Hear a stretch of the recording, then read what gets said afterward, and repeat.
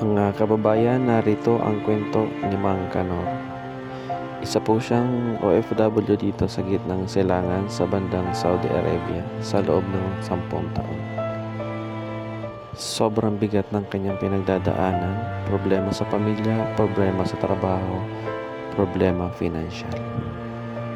Litong-lito siya, hirap na hirap sa buhay niya, hindi niya alam kung paano at kung saan siya patungo. Patuloy na naglalakad, patuloy na nag-iisip.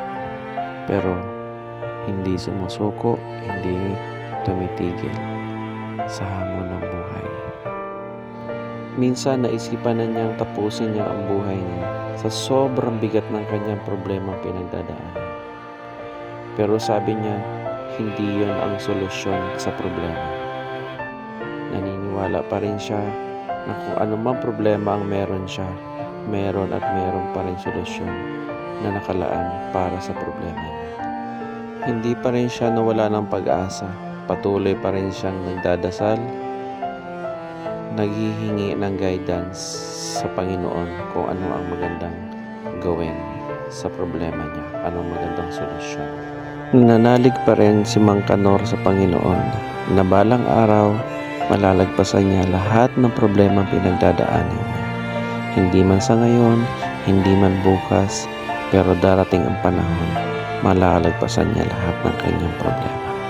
Mapagod man daw siya, ayos lang.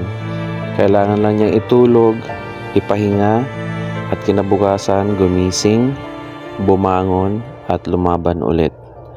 Patuloy na labanan ang hamon ng buhay.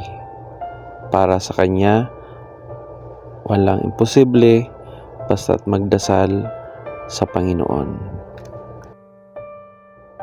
Mga kababayan, sana may natutunan tayong aral o leksyon sa kwento ni Mang Kanor. At abangan ang susunod na kabanata kay Mang Kanor.